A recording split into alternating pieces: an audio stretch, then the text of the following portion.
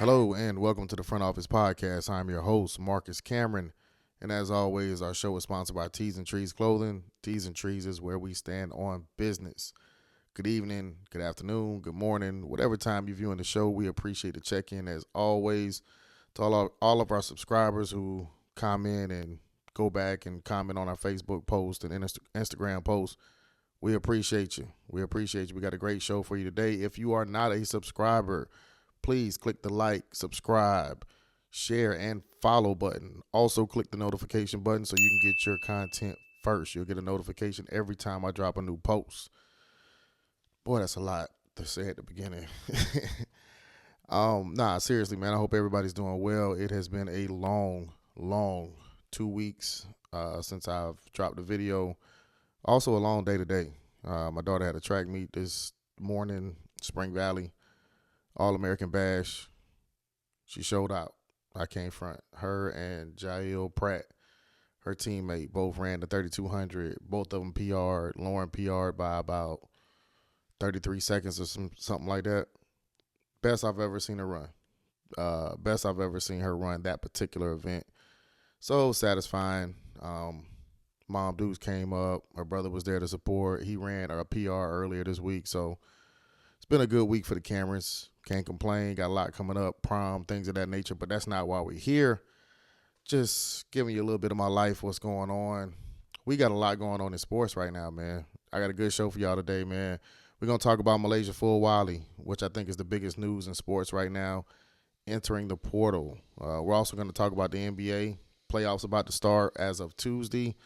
I believe tomorrow is the last day of the regular season, and not a whole lot of matchups in the balance. Whoever the Lakers are going to play at the 6th seed is pretty much in the balance. I think it's between Minnesota, Denver, and Golden State. But we'll talk more about that one. We'll talk about Ja Morant and the new celebration. And we'll also give a little bit of time to the great Isiah Thomas, probably the second or third best point guard in NBA history. He had some interesting comments, and we want to talk about that, man. But wait, let's go ahead and get to it. Let's get straight to it. Malaysia Full Wally, a guard for the University of South Carolina Gamecocks, has entered the transfer portal. Malaysia is a homegrown product. Keenan Raider, shout out to the Raiders. And very, very special player. She's a very, very special player, but there's been a lot of rumblings that Dawn and her don't get along. Dawn doesn't play her the way she's supposed to be played. These are things that I'm hearing, not what we think about the situation. I'll get to my opinion in just a second. But there's been a lot of conversation, even with her interview, not even her exit interview, but after losing the national championship game when she's asked about her future plans and, the comment about, I got to do what's best for me. A lot of people took that the wrong way or took it away and ran with it. I'm not going to say the wrong way. You have the right to think whatever you want to think. My thoughts on the situation is this. It's none of our fucking business why she's entering the transfer portal. Just to be honest with you, it's none of our fucking business. We don't make decisions for that team. We are not Malaysia Full Wally. Whatever reason that she's choosing to go to the portal, she may tell us, she may not. Dawn may tell us, she may not. Either way, it's none of our fucking business. We as fans, I think, sometimes feel a little overprivileged and think that we're supposed to know everything just because it's a public situation, and that's just not the case. I don't think Rob Pelinka called any regular person and told him that he was trading Anthony Davis. When Lenny Wilkins traded Dominique Wilkins, I don't recall him making a phone call to a fan of Atlanta and saying, hey, you think this is a good idea? It's just none of our fucking business. We're fans. We watch. You have a right to feel how you want to feel about it. And, of course, we can discuss it. That's why we're discussing it right now. But to be actually mad with that young lady, whatever the reason is, I don't know. I'm sure she feels like she's making the best decision for her. And at the end of the day, she played 2 years at the University of South Carolina. The 2 years she was here, she got all the way to the championship game. She won one. She lost one. Malaysia Full Wally doesn't owe us as fans or the University of South Carolina anything. Would I like for her to be in a Gamecock uniform next year? Absolutely. Am I going to boo or hate on the young lady because she's not in a Gamecock uniform? No, I'm not. That's me. Y'all move how y'all want to move. Once we get more information, we can talk about it a little bit more. But I do want to move on to the NBA, and let's talk about some of these playoff matchups. With the NBA playoffs starting on Tuesday, today or tomorrow, it's about 12 a.m. Saturday. So today will be the last day to decide actual playoff matchups. I mean, the teams are pretty much set in both conferences. Right now, I think the 6th seed in the West is up in the air between Minnesota, Golden State, and Denver. And that's to face the Lakers at the 3 seed. In the East, we know the Bucks are going to be playing the Pacers. That should be nice and chippy. We know the Pistons will be playing the Knicks. I'm going to get to my prediction on that one in just a second. But let's talk about the Lakers and where they stand. I believe Houston is at number 2 firmly, and OKC is at number 1. You got the Lakers. I don't know who the 4th seed is. But, once this starts, I'll drop another episode for Tuesday with my actual predictions. But as of what we know right now, I like the Lakers to win that first round game, but I do think they're going to get a monster regardless. They are going to get either Denver, Minnesota, or Golden State. Either one of those teams can go to the Western Conference Finals. And I know what you're thinking. Denver can't do it. Yes, they can. Even with them firing Mike Malone, which was dumb as hell. We're not going to talk about that on this episode. We'll get to that one on the next one. But they fired Mike Malone. They still got all the pieces. You still got Jamal Murray. You still got Jokic, Aaron Gordon, those young fellas, Watson, Braun. Yeah, they're a team, and they just won a championship 2 years ago. The only piece they're really missing is KCP and Jeff Green, I believe. So they're not missing a lot. Golden State is a threat. Jimmy Butler is having way much more of an impact than I thought he would. They look great. And Minnesota is starting to find their rhythm. I think the lesser of those matchups is probably going to be Minnesota for the Lakers, just as far as matchup concerns. I think you can't do anything about Anthony Davis, but you can limit Julius Randle. I think you can limit Gobert. He's going to hurt you because he's a big and you don't really have a traditional big, but I think JJ will find a way to expose that on the other end to the point to where he's not going to be effective. And I like the Lakers to come out of that if it's Minnesota or even if it's Golden State. I just think they're going to have a tougher time with Golden State and Denver. In the East, the Bucks and the Pacers have a history of not liking each other, being very chippy series. I think that's going to be good. I think it's going to be a lot of good matchups in the East. I think one team to watch for in the East, even though they're hurt and they're barely in, Orlando. Orlando gets the right matchup, they can send somebody home early.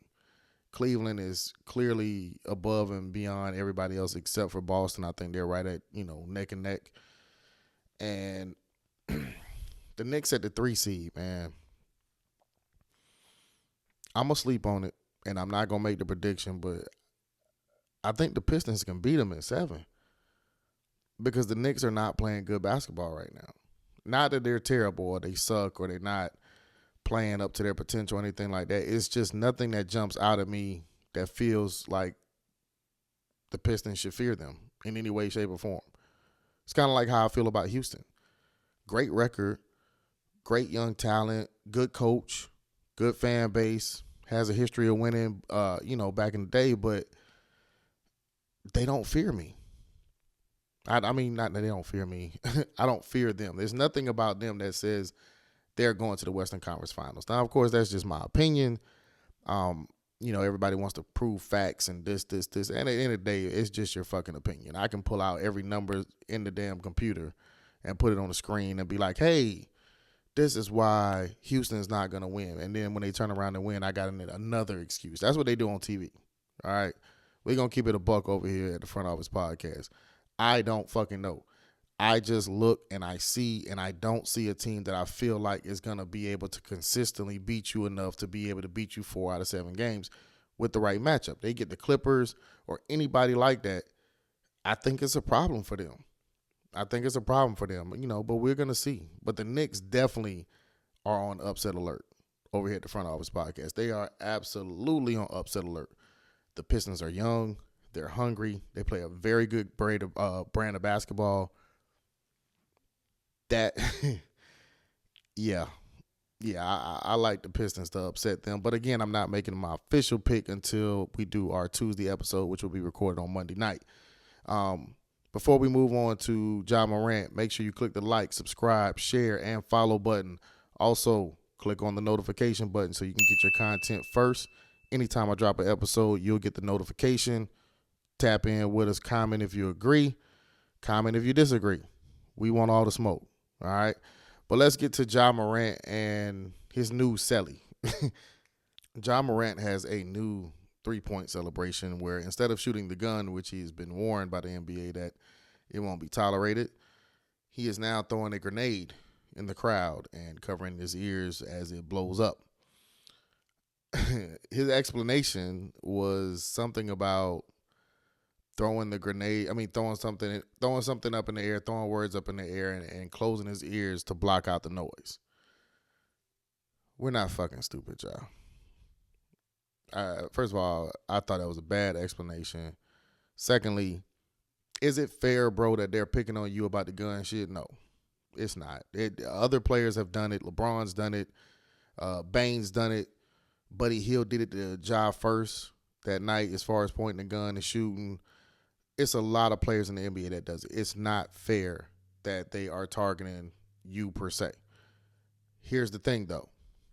Those other guys that I just named don't have an issue with guns. They don't have issues as far as having any type of violence in their background. You were accused of beating up a 16-year-old kid at your home over a game of basketball. Don't know if that happened actually or not. This is what you were accused of. You were accused of having or brandishing a gun in which you shouldn't have been in possession of, and you definitely shouldn't have been brandishing it. Again, gun. Then after they warn you, you pop up on a live, and this is my thing. It's like, why the fuck are you on the internet showing this shit? Brandishing another gun. And you got suspended and lost millions of dollars. So, now, are you hurting? Are you broke or anything like that? No. Ja probably feels very attacked. And that's just the business, bro. Like, that's the business of it, man. They're selling a product, and they can't have a motherfucker that they're worried about going out here and shooting somebody being the face of the product. We've seen this before. Aaron Hernandez. We've seen when the leagues, NFL, NBA, NHL, have made mistakes as far as picking brands or picking faces for the brand. Doesn't mean you can't bounce back, bro. But going on the whole vigilante route and I'm going to just do me and I don't care anymore.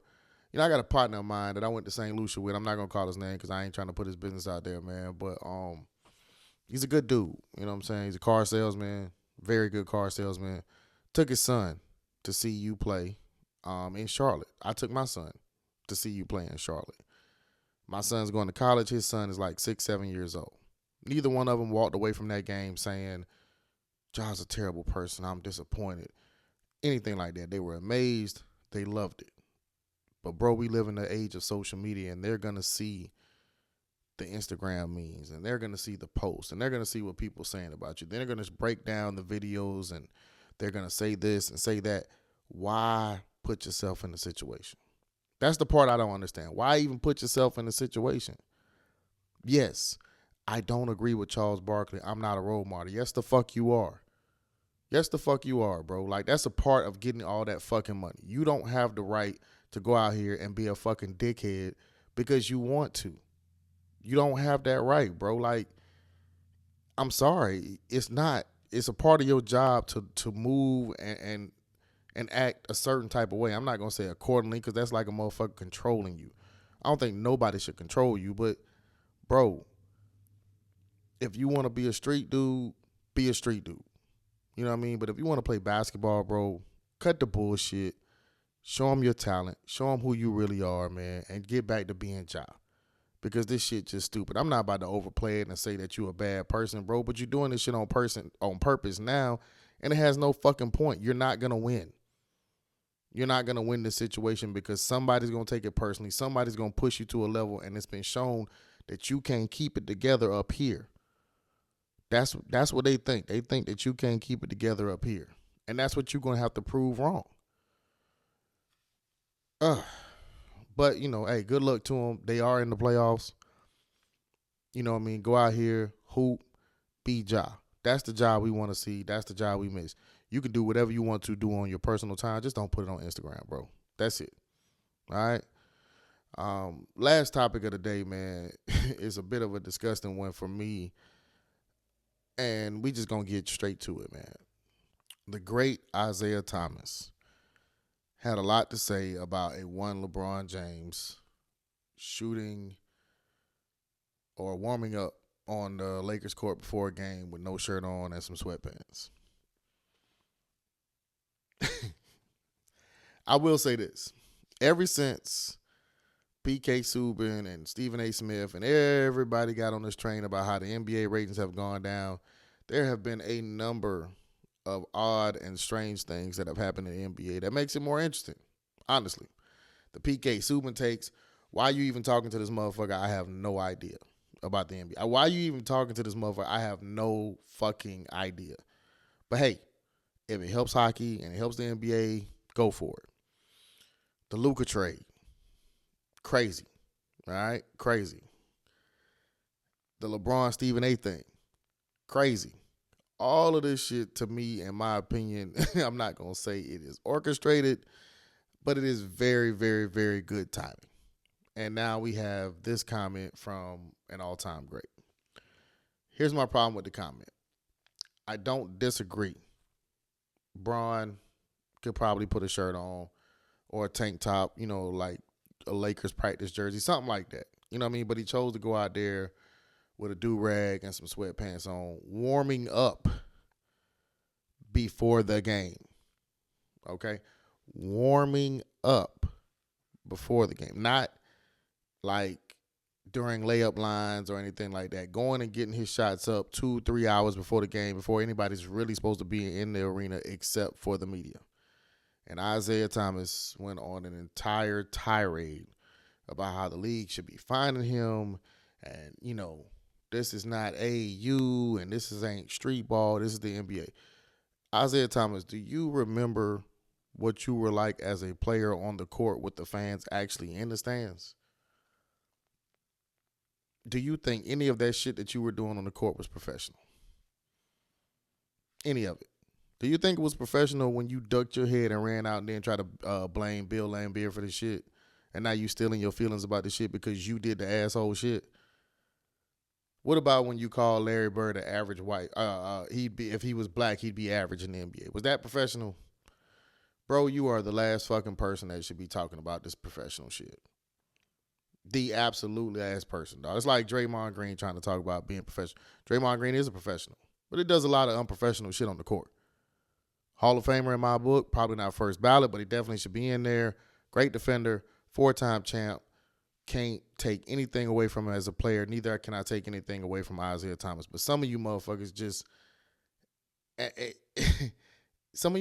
need to shut up.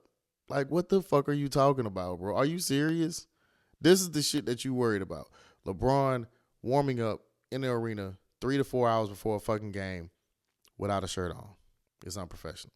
This is probably one of the most professional superstars that we've had in our league. He's not perfect. I agree with you, Isiah. Probably should put a shirt on. At least a little Lakers jersey tank top. But to call out for a fine, that's a little bit different. That sounds visceral. That sounds, again, orchestrated, in my opinion. But, I don't think the NBA is fake. I don't think it's wrestling or anything like that. But I do think things happen and things are perceived a certain type of way in order to boost ratings. I watched the Pistons and the Bucks play the other night, and that game was super fucking physical. I mean, super fucking physical. No calls were being made. Almost had a few dust-ups, a couple of them actually. listen, whatever you do in the NBA, I'm rocking with you. I'm rocking with you because I'm interested and I'm locked in. I want to see this shit. So I can't wait for the playoffs, man. Listen, that's all the time I got, man. I got to get some sleep. It's been a long week. I promise you, I will be dropping an episode the day of the playoffs with predictions. Recording for the hot seat tomorrow, man. Shout out to Twan, Harold, and my man Hugh Heff. We'll be recording. That'll probably be out on Monday. Playoff time, I'm going to be consistent. I promise you 2 episodes a week. No problem. Again, I'm your host, Marcus Cameron. This is the Front Office Podcast. T's and Trees is the clothing line.